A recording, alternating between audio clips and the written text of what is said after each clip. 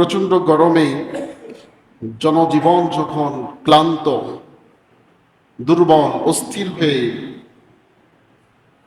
এক বিশাল তাপদাহে যখন গোটা পৃথিবী গরমে অস্থির হয়ে গেছে, মানুষ দিশেহারা হয়ে পড়েছে। জায়গায় জায়গায় হযরত উলামা ইকরামরা সালাতুল ইস্তিসকার নামাজ পড়ে বৃষ্টির জন্য প্রার্থনা করেছে। ঠিক সেই দীর্ঘ প্রতীক্ষার পর দীর্ঘদিন এই তাপদাহর আগুনে জনজীবন বিষণ্ণ হওয়ার পর রব্বি করিম গতকালকে দুপুর থেকেই বৃষ্টির একটি আভাস দিয়ে যাচ্ছিল। বিকাল নাগাদ ঠান্ডা সুশীতল বায়ু প্রবাহিত হয়ে কুমিল্লা শহরের বিভিন্ন অঞ্চলে বিকালেই বৃষ্টিপাত হয়েছে। আমাদের নেউরা সমাজে 19 নং ওয়ার্ডে মাগরিবের পর রহমতের বৃষ্টি দিয়ে যে মহান রব আমাদেরকে সুশীতল করেছেন, আমাদের উপর থেকে দীর্ঘদিনের তাপদাহ দূর করে দিয়েছেন। যেই তাপদাহের কারণে আমরা রাতে ঘুমাতে পারতাম না, প্রচণ্ড গরমের কারণে জায়গায় জায়গায় এসি, এয়ার কন্ডিশন, ফ্রিজ বেশি চলার কারণে বিদ্যুতের স্বাভাবিকতা হারিয়ে ফেলেছিল। ঠিকমতো বিদ্যুৎও থাকে না। ঠিক এমন একটি কষ্টর জীবন থেকে যে মহান রব গত রাতে আমাদেরকে শান্ত করেছেন, আবহাওয়াকে ঠান্ডা বানিয়ে দিয়েছেন, আমরা সকলেই বলছি আলহামদুলিল্লাহ। আর একটু জবান করে বলছি আলহামদুলিল্লাহ। গতকালকের বৃষ্টির প্রবাহের মাধ্যমে প্রমাণিত হয়েছে এই পৃথিবীর যে কোনো শক্তিশালী দেশ, রাষ্ট্র, তারা নিজেদেরকে যতই শক্তিশালী বলুক,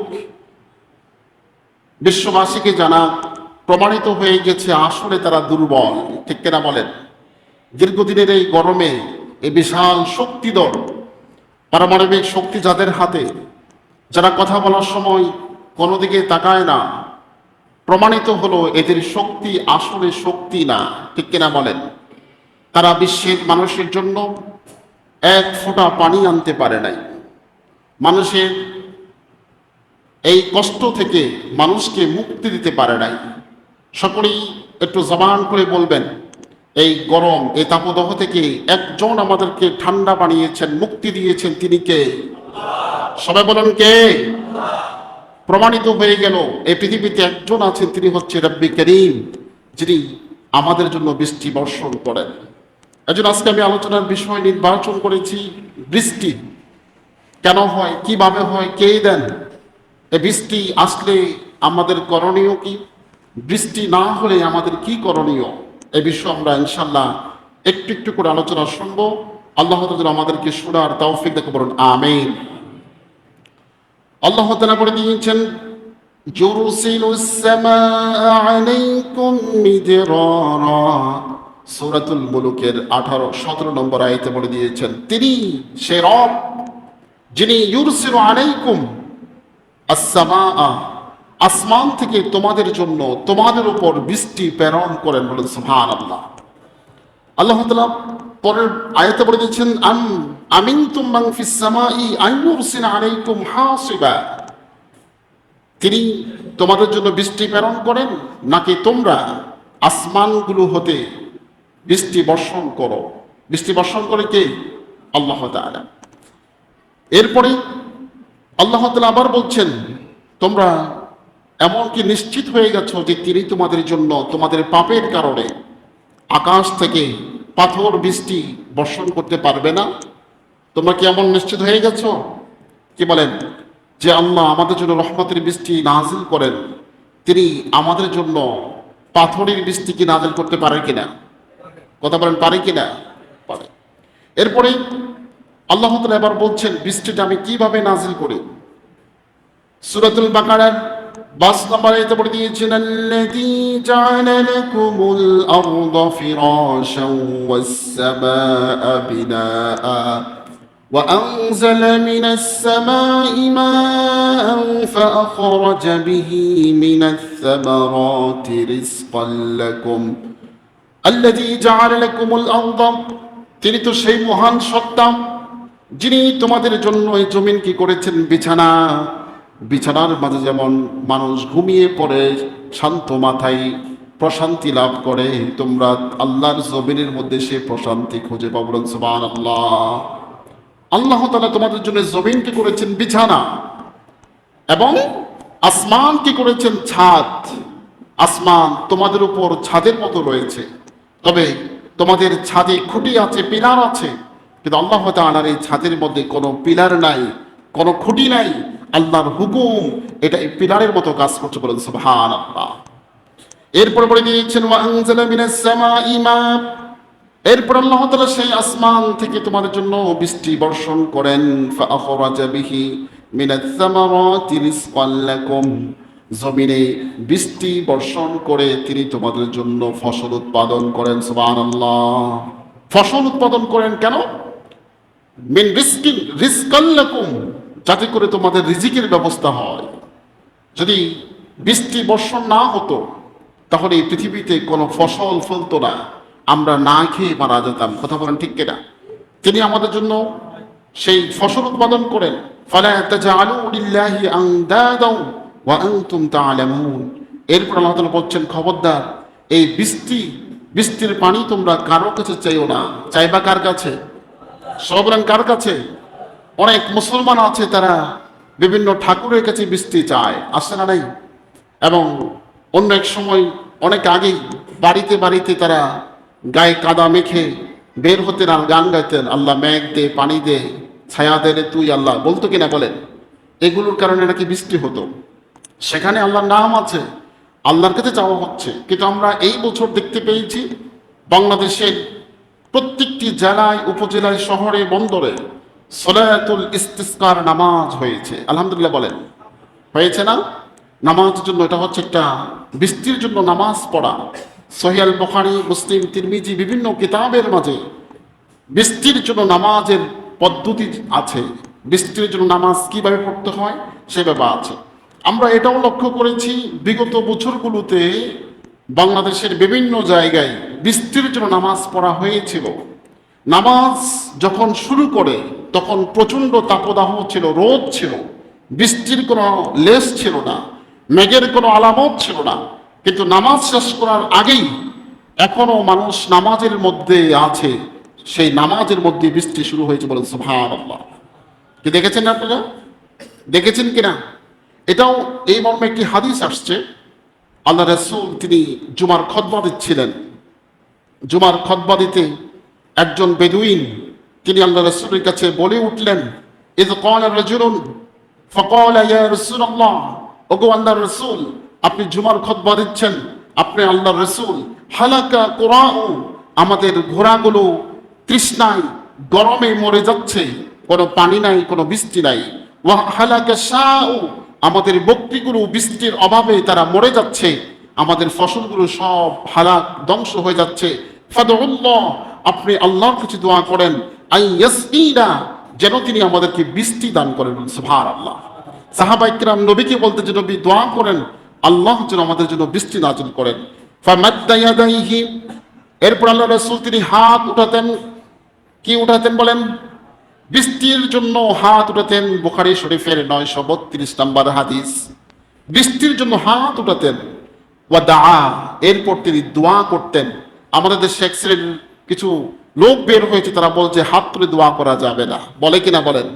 আপনাদের কাছে প্রশ্ন করি, নামাজ বড় নাকি বৃষ্টির জন্য দোয়া করা বড়? তুলনামূলক নামাজ প্রতিদিন আমরা পড়ি, বৃষ্টির জন্য যদি হাত তুলে দোয়া করা যায়, নামাজের পরে কি হাত তুলে দোয়া করা যাবে না? কথা বলেন, যাবে কিনা? এরপরের হাদিস আল্লাহ রাসূল এই হাদিসে ইরশাদ করছেন, আনাস রাদিয়াল্লাহু তাআলা আনহু قال أصحابة الناس, এক সাহাবী বেদুইন দ্বারা বলেন, ইয়া রাসূলুল্লাহ, ইয়া হাবিবাল্লাহ, হালাকাল মাল ওয়া জাআল ইয়াদ, আমাদের ধন সম্পদগুলো সব ধ্বংস হয়ে যাচ্ছে অনাবৃষ্টির কারণে। বৃষ্টি না থাকার কারণে আমরা ধ্বংস হয়ে যাচ্ছি। তারপরে আমাদের বকরিগুলো মরে যাচ্ছে, আমাদের ফসলগুলো ঝরে ঝরে শেষ হয়ে যাচ্ছে, ফসল কোনো পুষ্টি নাই। ফাদউল্লাহ লানা, আপনি আমাদের জন্য দোয়া করেন। ফারাফা ইয়াদাইহি, আল্লাহ রাসূল হাত উঠালেন। ওয়া মা নারা ফিস সামা, আমরা তখন দেখতে পেয়েছি আকাশ একেবারে রোদে রোদাচ্ছন্ন, সেখানে মেঘের কোনো আলামত নাই। ফাওয়াল্লাযী নাফসি বিয়াদি, সে সত্তার কসম করে বলছি যে সত্তার হাতে আমাদের প্রাণ, মা ওয়াদা হাত্তা সাওয়া সাহাবা আমসালাল জিবাল, আল্লাহ রাসূল যখন হাত নামাতে শুরু করেছেন আমরা দেখতে পেয়েছি পাহাড়ের মতো মেঘমালাগুলো আমাদের সামনে এসে আকাশে জমা হতে শুরু করেছে। জোরে বলুন না সুবহানাল্লাহ। এরপরে সুম্মা লাম ইয়ানজিলু আন মিনজালি, আমরা দেখতে পেয়েছি এক এক করে বৃষ্টির ফোঁটাগুলো পড়তে শুরু করেছে। আমরা লক্ষ্য করেছি আমার রাসূলের দাড়ি মোবারক বেয়ে বেয়ে বৃষ্টির পানিগুলো পড়ছে, বলেন সুবহানাল্লাহ। এরপরে নামাজ শেষ করে আমরা চলে গেলাম। বৃষ্টি একদিন, দুদিন, 3 দিন হতে চলতেছে। এরপরে পরের দিন হাত্তাল জুমাতাল উখরা, পরবর্তী জুমা, 1 সপ্তাহ পর্যন্ত বৃষ্টি হয়েছে। সেই বৃষ্টিতে আমাদের সবগুলো ডুবে যাচ্ছিল। ফাকালা যালিকাল আরাবী, এক বেদুইন সাহাবী এসে বলে, ইয়া রাসূলুল্লাহ, ক্বালা, হে রাসূল, আপনি দোয়া করেন আমাদের থেকে যেন আল্লাহ বৃষ্টি উঠিয়ে নিয়ে যান, এখন আমাদের সব ডুবে যাচ্ছে। এই হাদিসটা আপনি পাবেন বুখারী শরীফের 933 নম্বর হাদিস। তাহলে বৃষ্টির জন্য দোয়া চাওয়া যায়, দোয়া করা যায়, বৃষ্টির জন্য নামাজ পড়া যায়, বলুন সুবহানাল্লাহ। বন্ধুরা আমার, এই বৃষ্টি দিয়ে আল্লাহ তাআলা আমাদের জন্য হরেক রকমের ফসল উৎপাদন করেন, হরেক রকমের ফসল আদি তিনি তৈরি করেন। এই মর্মেই আল্লাহ তাআলা সূরাতুল আনআমের 99 নম্বর আয়াতে স্পষ্ট করে দিয়েছেন। আল্লাহ তাআলা বলছেন, وهو الذي أنزل من السماء ماء فأخرجنا به نبات كل شيء, তিনি সেই মহান সত্তা যিনি আকাশ থেকে পানি বর্ষণ করেন, বৃষ্টি নাজিল করেন, এবং সে বৃষ্টি থেকে তিনি হরেক রকমের ফসল আদি শস্য তিনি উদ্ঘাটন করেন, এগুলোকে বের করেন। এরপরেই বলা হচ্ছে ফাখরাজনা মিনহা হাসীরাম, এরপরেই বৃষ্টির পানি দিয়ে নানা প্রকার উদ্ভিদের চারা উদ্গত করেন। তারপর নুখরিজু মিনহু হাব্বান মুতারাকিবা, এরপর এই থেকে তিনি হরেক রকমের সবুজ গাছপালা জন্মদান করেন। তারপরে ওয়ামিন নাখলি মিন তালইহা কিনওয়ানুন দাইনুন, খেজুর গাছের তিনি খেজুরের আপনার চুমকি থেকে ফল ভরে ঝুলন্ত খেজুরের গাদি তিনি নির্গত করেন। ছোট খেজুর গাছে খেজুরের ফল বাড়ি হয়ে বের হয়ে, বলেন সুবহানাল্লাহ। এরপরে কি করেন, ওয়া জান্নাতিন মিন আনাব, তোমাদের জন্য সেই বৃষ্টির পানি থেকে আঙ্গুরের বাগান তিনি থরে থরে তৈরি করেন, আঙ্গুর গাছ থেকে থরে থরে আঙ্গুর ঝুলতে থাকে, বলেন সুবহানাল্লাহ। তারপরে কি বলছেন, ওয়া যাইতুন ওয়া রুম্মান, এবং জাইতুন ফল তিনি পাহাড়ের পাদদেশে তৈরি করেন, এবং আনার গাছে আনার তিনি ঢেলে দেন, বলেন সুবহানাল্লাহ। আমরা আপনারা দেখেছেন আফগানিস্তান যুদ্ধ বিধ্বস্ত একটি জায়গা, যেখানে এমন কোনো জায়গা নাই যেখানে বোম বাস্ট হয় নাই, পুরো জায়গাটা সিদ্ধ হয়ে গেছে। আল্লাহ তাআলা সেই সিদ্ধকৃত জায়গাটায় বৃষ্টি দিয়ে তিনি রহমতের বৃষ্টি দিয়ে তিনি আনার ফলের ব্যবস্থা করেছেন, ঠিক কিনা বলেন? ইউটিউবের কল্যাণে আমরা দেখতে পেয়েছি স্বাধীন আফগানিস্তানে প্রচুর পরিমাণ আনার ফল হয়েছে। সে আনার ফল এত পরিমাণ, তারা আনার ফলের জুস তৈরি করেছেন, তার নাম দিয়েছেন শেফা। নাম দিয়েছেন কি?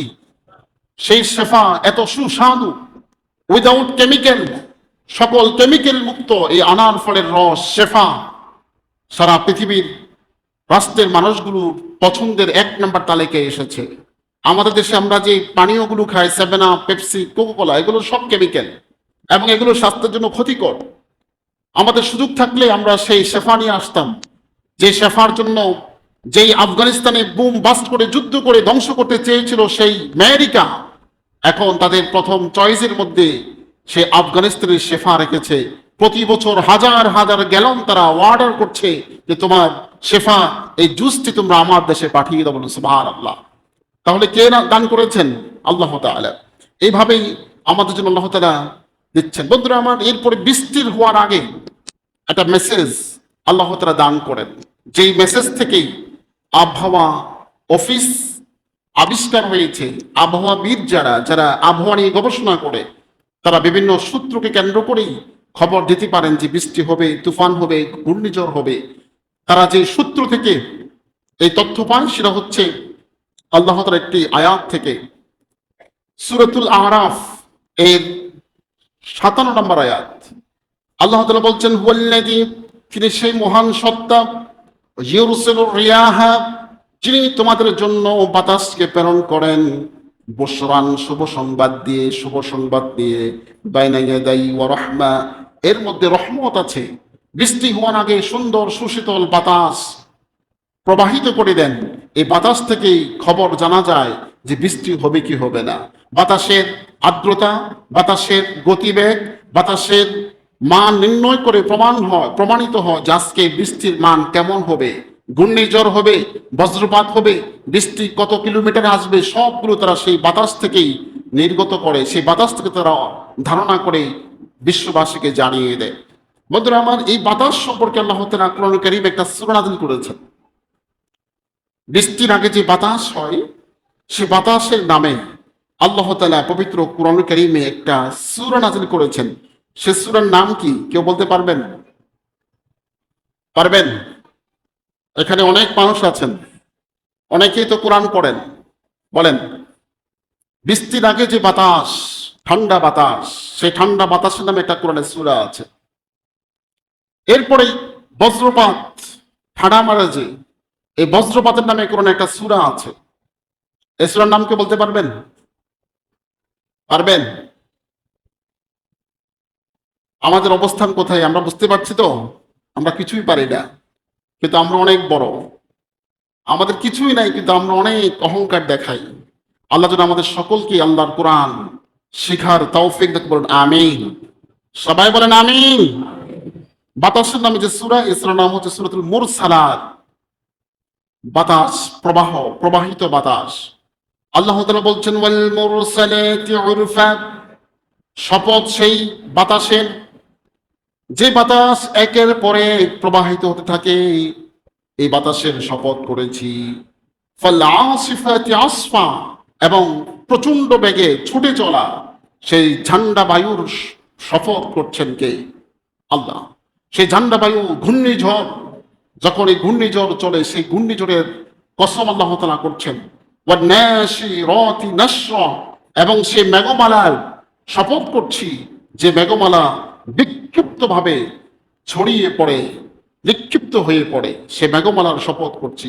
ফাল ফারিকাতি ফারকা, এই মেঘমালাকে যে সকল ফেরেশতারা পৃথক করে দেয়, যে সকল ফেরেশতারা এগুলোকে বহমান করে, এবং যেখানে বৃষ্টি হওয়া দরকার, এই মেঘমালার কান ধরে যে ফেরেশতারা ওই জায়গায় এনে বৃষ্টি ছেড়ে দেয়, মনে হচ্ছে আপনার ট্যাপকল অথবা সুইচের মতো বৃষ্টিকে, মেঘমালাকে নিয়ে এসে যেখানে মেঘ হওয়া দরকার, বৃষ্টি হওয়া দরকার, ফেরেশতারা এসে সেখানে স্টপ করে দেয় এবং বৃষ্টির সুইচ দিয়ে দেয়। বলেন সুবহানাল্লাহ। সেই সকল ফেরেশতাদের কসম আল্লাহ তাআলা এই আয়াতে করেছেন সূরাতুল মুরসালাতের মধ্যে। এরপরে বন্ধুরা আমার, বৃষ্টির পানি, এই বৃষ্টির পানি খাওয়া যাবে কি? বলেন, খাওয়া যাবে? খাওয়া যাবে? কে বলছে খাওয়া যাবে? এই বৃষ্টির পানি কি পবিত্র নাকি অপবিত্র? এটা খেলে কোনো ক্ষতি হবে কিনা? চিকিৎসা বিজ্ঞান কি বলে? বিজ্ঞান হয়তো গবেষণা করছে, কিন্তু এই বৃষ্টির পানির অবস্থান, গুণাগুণ কেমন, আল্লাহ তাআলা ১৫০০ বছর আগে আমাদেরকে জানিয়ে দিয়েছে। বল সুবহানাল্লাহ।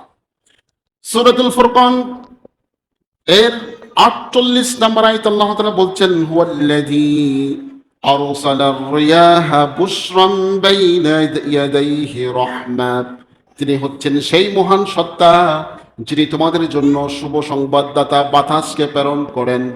বাতাস প্রেরণ করার পরে ওয়া আনজালনা মিনাস সামাই মাআন তুহুরা, এরপর তিনি তোমাদের জন্য আকাশ থেকে পবিত্র পানি বর্ষণ করে। বলেন সুবহানাল্লাহ। আকাশের বৃষ্টির পানি পবিত্র। অনেকেই এই বৃষ্টির পানিগুলো সংরক্ষণ করে, আছে না নাই? বৃষ্টি যখন শুরু হয়, তারা ড্রাম, বিভিন্ন কলস, ডেকসি, পাতিল রেখে দেয়, সেই বৃষ্টির পানি সংরক্ষণ করে ১ সপ্তাহ রান্না বান্না করে, আছে না নাই? এটা পবিত্র পানি। সম্ভব হলে সকলেই বৃষ্টির পানি খাবেন। হয়তো আল্লাহ তাআলা রহমতের বৃষ্টির পানি থেকে আমাদের রোগগুলোকে ভালো করে দিতে পারেন। আল্লাহ আল্লাহুম্মা আমিন। আমাদের শরীরে অসংখ্য রোগ আছে, বালা মুসিবত আছে, আমাদের বিভিন্ন ধরনের পেরেশানি আছে, হয়তো রহমতের বৃষ্টিতে আল্লাহ তাআলা সব ধুই মুছে সাফ করে দিতে পারেন। আমিন। তারপরে বন্ধুরা আমার, এই বৃষ্টির পানি আল্লাহ তাআলা পরিমিত দান করেন, যার যতটুকু দরকার, বেশি দেন না, বেশি দিলে সব বন্যায় তলিয়ে যাবে।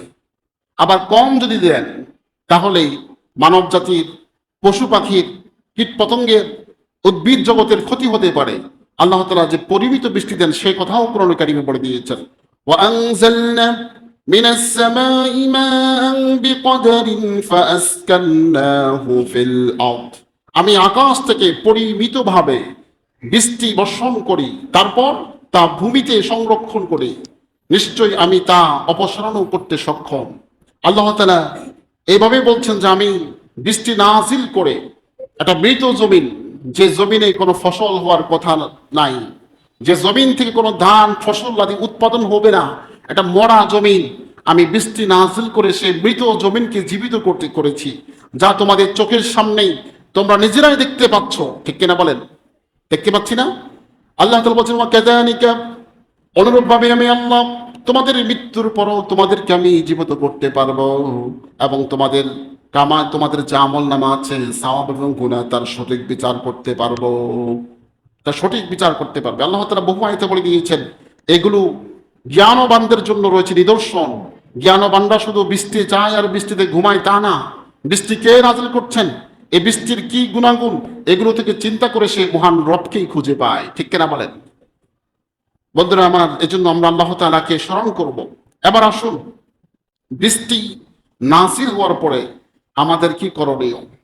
অনেকেই বলেন যে বৃষ্টিতে ক্ষতি হতে পারে, ক্ষতি হয়, কৃষকের ক্ষতি, এই ক্ষতি সেই ক্ষতি, এটা জায়েজ নাই, আল্লাহ তাআলা নারাজ হয়ে যাবেন। ঠিক কিনা বলেন? যেখানে দীর্ঘ 1 মাস ধরে জনজীবন বিষণ্ণ হয়ে গেছে, জায়গায় জায়গায় বৃষ্টির জন্য পানি প্রার্থনা করছে, আর আপনি বলছেন যে বৃষ্টি ক্ষতি হচ্ছে, এটা তো আল্লাহ বরদাস্ত করবে না। করবে? কৃষক যারা আছেন তারা চাচ্ছেন যে আরো 1 সপ্তাহ অথবা 15 দিন পরে বৃষ্টি হোক। তাদের মাত্র ফসলগুলো ঘরে উঠছে, মাঠে ধান পেকেছে, এখন বৃষ্টি হলে এগুলো নষ্ট হওয়ার সম্ভাবনা আছে। আল্লাহ তাআলা এটা ভালো বোঝেন কিনা, এজন্য তিনি দিনের বেলা বৃষ্টি দেন নাই, দিচ্ছেন রাতের বেলায়। সুবহানাল্লাহ বলেন। কৃষকরা সবাই ঘুমাচ্ছে, ফসলগুলো মাঠে আছে, কোনো ক্ষতি হওয়ার সম্ভাবনা নাই। এই বৃষ্টি আসার সময় বৃষ্টির দোয়া আছে।